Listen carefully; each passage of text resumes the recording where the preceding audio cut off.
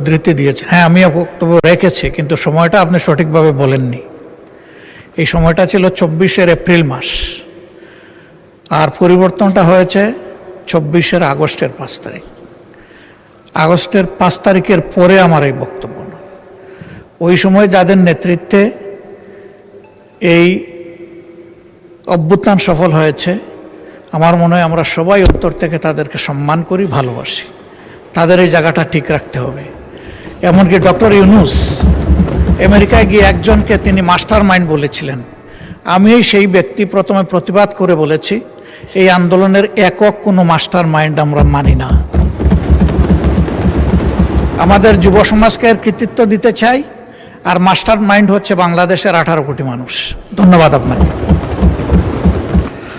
পরবর্তী বক্তা মাননীয় প্রতিমন্ত্রী মোহাম্মদ জুনায়েদ আব্দুর রহিম সাকি, ব্রাহ্মণবাড়িয়া 6, সময় 12 মিনিট। হ্যাঁ, আজান দিয়ে দিবে তো। মাননীয় স্পিকার, আপনাকে ধন্যবাদ। আপনার মাধ্যমে এই সংসদে উপস্থিত সকলকে এবং আমার নির্বাচনী এলাকা ব্রাহ্মণবাড়িয়ার বাঞ্ছারামপুরের মানুষদেরকে এবং সারা দেশের মানুষকে আমি শুভেচ্ছা জানাই, সালাম জানাই। আসসালামু আলাইকুম। শুরুতেই আমি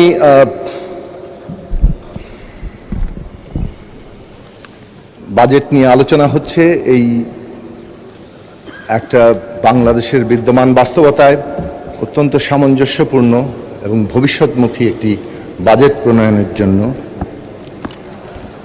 মাননীয় প্রধানমন্ত্রী জনাব তারেক রহমান এবং মাননীয় অর্থ পরিকল্পনা মন্ত্রী জনাব আমির খসরু মাহমুদ চৌধুরী, তাদেরকে ধন্যবাদ জানাই।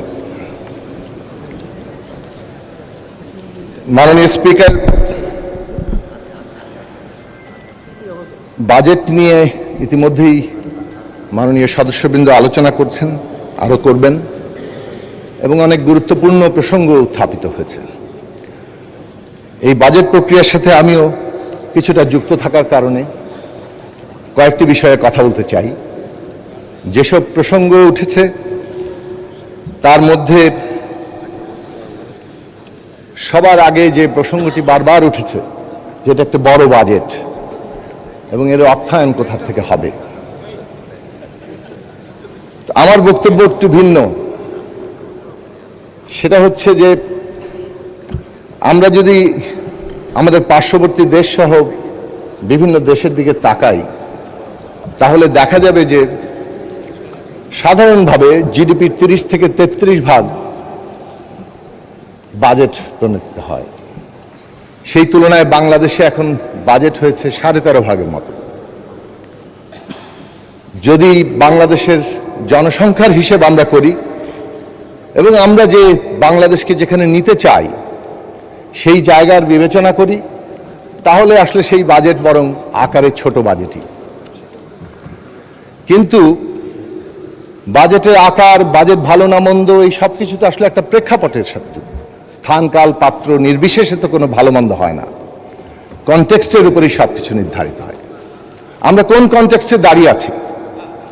আমরা উত্তরাধিকার সূত্রে পেয়েছি একটা ধ্বংসপ্রাপ্ত এবং একটা ভঙ্গুর অর্থনীতি। অনেকগুলো ক্ষেত্রে অর্থনীতির, ব্যাংকিং এবং আর্থিক খাত সহ ধ্বংস করে দেওয়া হয়েছে। এই রকম একটি অবস্থা থেকে, ভঙ্গুরতা থেকে আমরা লক্ষ্য নির্ধারণ করেছি কিভাবে উত্তরণ হবে এবং কিভাবে একটা সমৃদ্ধ পুনর্গঠনের দিকে আমরা যেতে পারব। কাজেই এই যে পথরেখা, সেই পথরেখায় বাংলাদেশের বর্তমান সামর্থ্য অনুযায়ী এই বাজেট তার আকার নির্ধারিত হয়েছে। এই বাজেটের আকার আরো বড় হতে পারত, কিন্তু সামর্থ্য যতটুকু আছে সেই জায়গা থেকে দাঁড়িয়ে আমরা কোন নীতিতে যেতে পারতাম। আমরা যদি দুনিয়ার উদাহরণগুলো দেখি, তাহলে দেখব একটা সংকট থেকে যখন অর্থনীতির উত্তরণ ঘটাতে হয়, তখন সাধারণভাবে একটা এক্সপ্যানশনারি, অর্থাৎ একটা প্রসারণশীল বাজেটই সেই কাজটা সমাধান করেছে। ইতিহাসের দিকে তাকালে, বিভিন্ন দেশের দিকে তাকালে এটাই আমাদের সামনে প্রধানভাবে সামনে আসবে। কাজেই আমরা একটা রক্ষণশীল বা সংকোচনমূলক বাজেটের চিন্তা করিনি। রাজনৈতিক সরকার হিসেবে এই বাজেট একটা প্রসারণশীল বাজেট হিসেবে সামনে এসছে, কিন্তু বাস্তবতার সাথে সঙ্গতি রেখে, অর্থাৎ বিদ্যমান বাস্তবতায় সামঞ্জস্যপূর্ণভাবে যে বাজেট দেওয়া সম্ভব ছিল সেই বাজেটই এখানে প্রণয়ন করা হয়েছে। এবং 9 লক্ষ এই 37,000 কোটি টাকার বাজেট, এটা সবচেয়ে যুক্তিসঙ্গত বাস্তব বাজেট হিসেবেই এবং আমাদের যে সমৃদ্ধ পুনর্গঠনের লক্ষ্য তার সাথে সঙ্গতিপূর্ণভাবে এখানে দাঁড়িয়েছে।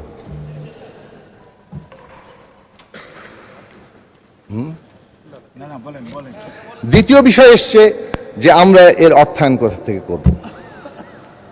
অর্থায়ন নিয়ে সবার যে উদ্বেগ সেটা অস্বাভাবিক নয়, কিন্তু এই অর্থায়নে যে 6,95,000 কোটি টাকা আমাদের রাজস্ব আদায়ের লক্ষ্যমাত্রা ঠিক করা হয়েছে, বর্তমান যে পারফরমেন্স এনবিআর এর, সেটা দিয়ে সবাই আশঙ্কা করছেন এই টাকা উঠবে না। এবং এমনকি কোনো সদস্য বলেছেন যে আমরা তো প্রায় 8 লক্ষ কোটি টাকা নতুন করে ঋণ নিয়ে ফেলেছি। আমাদের বাজেট ইয়ার তো শেষ দিকেই আসে এবং আমরা যখন এই সরকার দায়িত্ব নিয়েছে 4 মাস হচ্ছে চলতি বছরের শেষ দিক, তো শেষ দিকেই তো ঋণগুলো বেশি হবে। এই ঋণের নিয়ে চিন্তা করার চাইতে এটা তারা চিন্তা করেননি যে বিগত 4 মাসে সরকারের গৃহীত পদক্ষেপের কারণে এনবিআর এর আগের যে 24-25 সালের বাজেটের শেষ 4 মাস তার তুলনায় সিগনিফিকেন্টলি, উল্লেখযোগ্যভাবে রাজস্ব আদায় বাড়িয়েছে। মাননীয় অর্থমন্ত্রী তার বক্তৃতায় এর হিসেব সহ হাজির করবেন আশা করি। আমরা কি কি পদক্ষেপ নিয়েছি? বাংলাদেশে কর জালিয়াতি, কর রেয়াত দেওয়া, কর ফাঁকি দেওয়া, এইসব কারণে আমাদের প্রয়োজনীয় রেভিনিউ আসে না। সে কারণে আমরা অটোমেশনের মধ্যে গিয়েছি, কর জালিয়াতি, কর ফাঁকি এবং কর রেয়াত এগুলো যাতে বন্ধ করা যায়, যার ফলে উন্নতি দেখা যাচ্ছে ইতিমধ্যেই। এবং অটোমেশন খুব দ্রুত সম্পন্ন হবে। একটু আগেই এই এনবিআর অটোমেশনের সহ আরও 5টি প্রতিষ্ঠানের অটোমেশনের যে কর্মসূচির উদ্বোধন, সেইগুলো প্রোগ্রাম থেকে আমি এসেছি। সেই জায়গা থেকে বলতে পারি যে অটোমেশন দ্রুততম সময়ের মধ্যে সম্পন্ন করে এই বাজেটের যে অর্থায়নের লক্ষ্যমাত্রা অভ্যন্তরীণ আয় থেকে করা হচ্ছে সেটা আমরা পূরণ করতে সক্ষম হব এবং সেই পথেই আমরা এগিয়ে যাব। ট্যাক্স বেস বাড়ানো হয়েছে, ট্যাক্সের কিন্তু উপরের দিকে বাড়ানো হয়নি। এখন অনেকেই ট্যাক্স বেস যখন বাড়ানো হয় তখন আবার কার কাছে গেলেও মুদি দোকানদার কাঁচা বাজার পর্যন্ত যাবে কিনা সে নিয়ে উদ্বেগ প্রকাশ করেন। উদ্বেগ নিঃসন্দেহে আমাদের প্রকাশ করতে হবে, কেননা জনগণকে আমাদের স্বস্তিও দিতে হবে। কিন্তু অত্যন্ত যৌক্তিকভাবে এই ট্যাক্স বেস বাড়ানো হয়েছে এবং প্রাথমিকভাবে যাতে দক্ষতার সাথে এই ট্যাক্স আদায় করা যায় তার জন্য ফ্ল্যাট রেটে সামর্থ্য অনুযায়ী এটা নির্ধারণ করা হবে। এবং সবশেষে যেটা বলবো যে এনবিআর রাজস্ব আদায়ের ক্ষেত্রে নীতি নির্ধারণ এবং বাস্তবায়ন দুটোকে আলাদা করে, নীতি নির্ধারণকে পুরোপুরি আমলাতন্ত্র মুক্ত করে এই বিষয়ক বিশেষজ্ঞদের নিয়ে এই নীতি নির্ধারণী জায়গা তৈরি হবে। কেন বাংলাদেশে রাজস্ব আদায়ের অন্যতম সংকটের উৎস হচ্ছে এই রাজস্ব নীতির জায়গা। 3টা গুরুত্বপূর্ণ নীতিগত জায়গা নেওয়ার কারণে এইটা আমরা স্পষ্ট করে বলতে পারি। এবং রাজস্ব ফাঁকি, রাজস্ব এই যে রেয়াত দেওয়া, এই সমস্ত কিছু বন্ধ করার দৃঢ় উদ্যোগের কারণে আমরা স্পষ্ট করে বলতে পারি যে এই অর্থ বছরে, আগামী অর্থ বছরে আমরা যে লক্ষ্যমাত্রা ঠিক করেছি সেই লক্ষ্যমাত্রা অর্জিত হবে।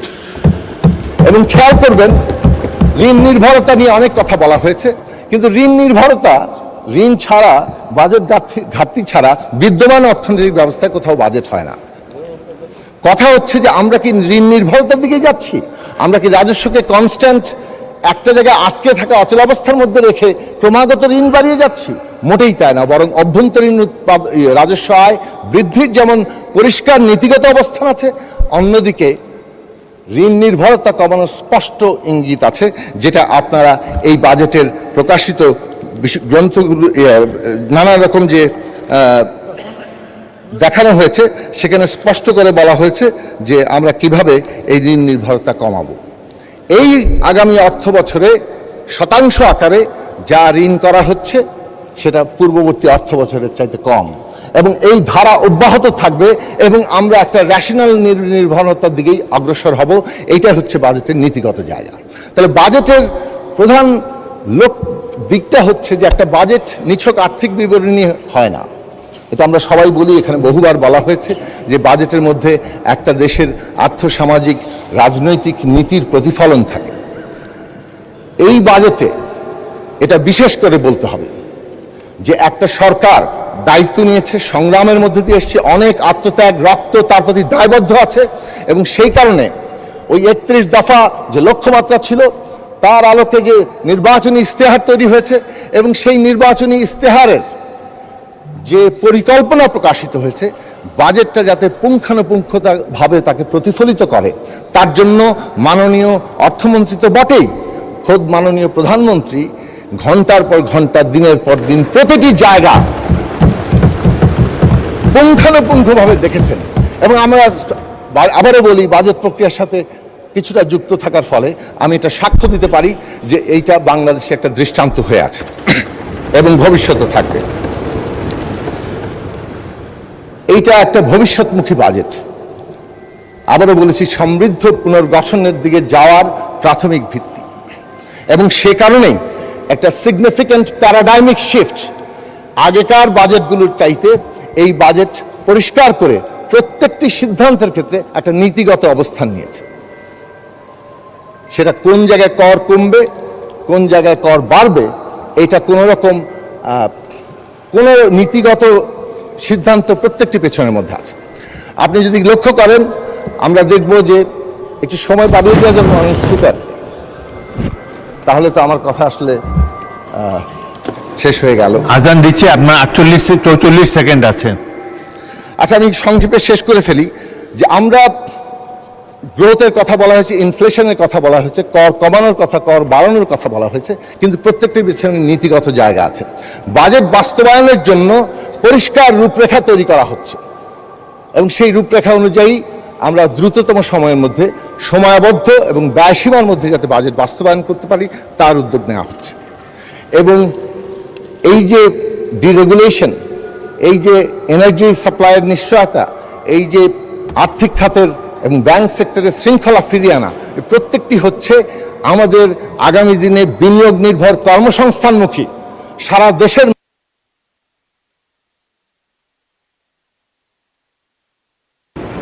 ধন্যবাদ।